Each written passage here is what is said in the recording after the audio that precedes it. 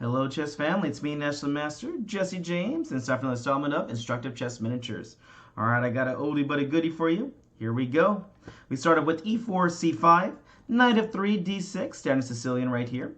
d4, c takes, knight f6, knight c3, a6, Najdorf over here. Bishop c4, the Fischer-Sozin variation. Pawn to e6, standard move right here. Bishop b3, always a good idea to have all your pieces defended, so it's a good idea to put the bishop here. You don't have to worry about it. Here, black plays b5, very aggressive over here, trying to expand on the queen side and kick away defenders. Already, pawn b4 is threatening to win the pawn on e4 over here. And, well, white says, send it. Here we go. Castles happens, and black plays bishop b7.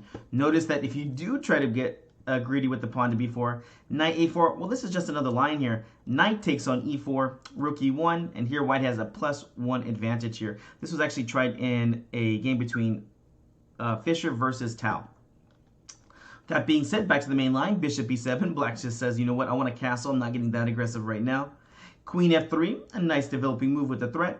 Here we're already threatening pawn to e5 to attack the knight, and the queen's going to be attacking this rook over here in the corner. Queen b6. So if e5 does try to get played right now, simple chess, develop with the threat. Here we'll just play bishop b7 attacking the queen, and this gives us time to go ahead and take the pawn on e5, or maybe just move the knight. Most likely pawn takes on e5 will get played here. For instance, queen to g3, pawn takes, a nice little trap here. Hopefully no one's taking on g7 here as rook g8, and it's going to be game over here. So bishop went to e3, after queen to b6, just developing with the threat. Now we have knight takes e6, knight to f5 over here. The queen best move, and she does. Queen to b7, again threatening the e4 pawn with pawn to b4 ideas. That's okay. Take that pawn, queen to g3 gets played, looking at this unprotected pawn on g7. And here we go, castles happens. Bishop to h6, a nice little threat here. And, well, it's actually kind of hard for black to get out of this.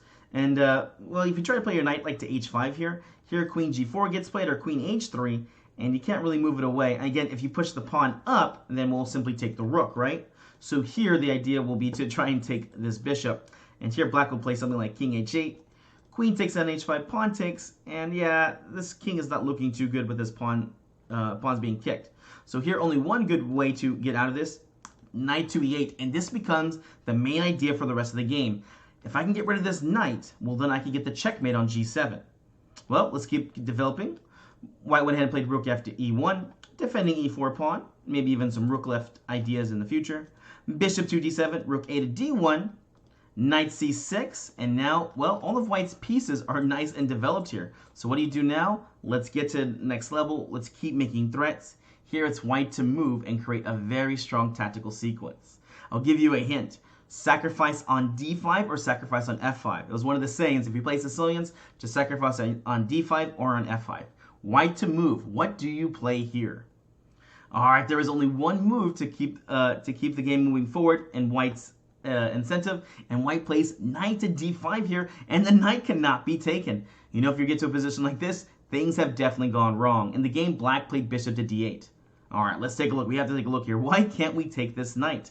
In every variation, it will not be good. If we go ahead and play pawn takes on d5, well, we'll go ahead and play knight takes c6 first. It doesn't matter if you take back with the queen or the bishop. After you take back, pawn takes. Now the bishop is being attacked by the rook, and this one's being attacked over here. You know, bishop to d7, rook just takes on e7. But the real idea here is rook takes on e8 for the checkmate threat. Okay. What happens if we try to trade off the knight instead with something like, let's say, knight takes on d4? The same thing happens, except this time, will we get an Inter Samoa or an in-between move?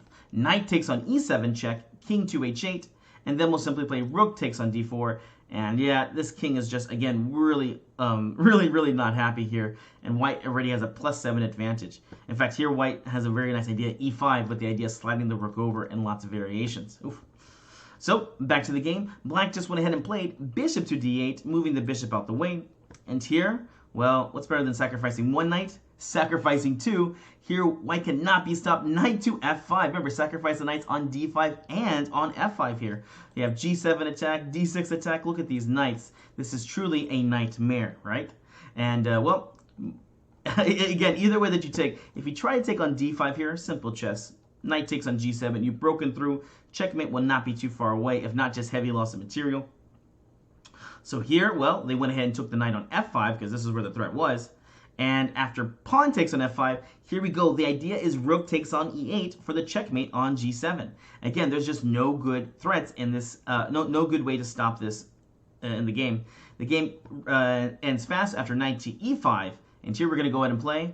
Rook takes on e5 exclam, pawn takes, and well, pawn to f6 here, overloading this g7 pawn. And the game finished with, after g6, well, white just went ahead and played. Well, you know what? Can you find the move here? White to move. What's the best way to win this position? What's the cleanest way to win? White to move and win. What do you play? All right, hopefully you push pause. Hopefully you try to figure it out. Here we're going to go ahead and play knight to e7 check, and black just resigns. After this, there's only two moves. You could play king h8 and lose a rook. Or, even worse, you could play bishop takes on e7, and after pawn takes, you see that you're going to lose a rook with some terrible variations to come in the future. Yeah, I don't know what black plays here. Maybe, yeah, the knight moves somewhere. Either way, you're going to be losing heavy material. All right, guys, hope you enjoyed this. Remember, when you're playing your Sicilians, look for sacrifices of the knight on d5 and on f5. All right, we'll see you in the next game.